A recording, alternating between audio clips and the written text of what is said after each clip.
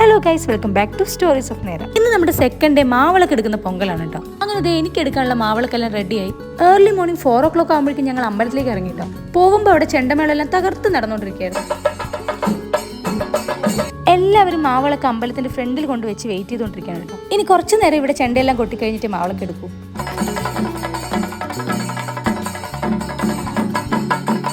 അങ്ങനെ കുറച്ചു നേരം ഇവിടുന്ന് ചെണ്ട കൊട്ടിക്കഴിഞ്ഞതും മാവളക്ക് എടുത്ത് നേരെ നമ്മുടെ തൊട്ടടുത്തുള്ള മാരിയമ്മൻ ക്ഷേത്രത്തിലേക്ക് പോകും. ചുമ്മാ മാവളക്ക് എടുത്ത് അങ്ങനെ ഡയറക്റ്റ് ആയിട്ട് അമ്പലത്തിലേക്ക് പോകാനും പറ്റില്ല കേട്ടോ. ചെണ്ടക്കാരെ പിന്തുടർന്ന് മാത്രമേ പോകാൻ പറ്റുള്ളൂ. അമ്പലം തൊട്ടടുത്താണെങ്കിലും മിനിമം ഒരു 1 hour എങ്കിലും മാവളക്ക് എടുത്തിട്ടേ അമ്പലത്തിലേക്ക് പോകാൻ പറ്റുള്ളൂ. ഇതാണ് കേട്ടോ ഞാൻ പറഞ്ഞ മാരിയമ്മൻ ടെമ്പിൾ. അങ്ങനെ എല്ലാവരും അവരവരുടെ മാവളക്ക് അമ്പലത്തിന്റെ ഫ്രണ്ടിലായിട്ട് വെച്ച് കഴിഞ്ഞതും ചെറിയ രീതിയിൽ പടക്കങ്ങളെല്ലാം പൊട്ടിച്ചു തുടങ്ങി.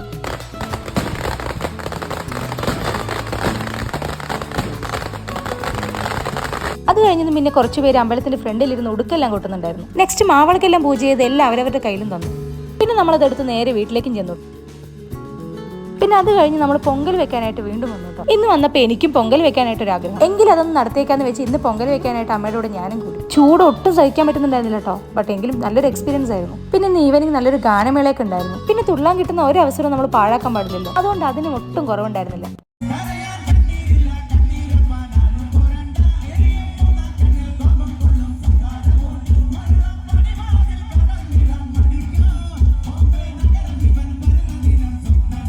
അങ്ങനെ നല്ലൊരു അടിപൊളി ഗാനമേളയും കഴിഞ്ഞു. നമ്മുടെ ഇത്തവണത്തെ പൊങ്കൽ സെലിബ്രേഷൻ കഴിഞ്ഞു. അപ്പോൾ ഇത്രയേ ഉള്ളൂ നമ്മുടെ ഇന്നത്തെ വീഡിയോ. ഇഷ്ടപ്പെട്ട ചാനൽ സബ്സ്ക്രൈബ് ചെയ്യുക, ലൈക്ക് ചെയ്യുക, ഷെയർ ചെയ്യുക. വീണ്ടും ഒത്തിരി അടിപൊളി വിശേഷങ്ങളുമായിട്ട് കാണുന്നത് വരയ്ക്കും. ബൈ.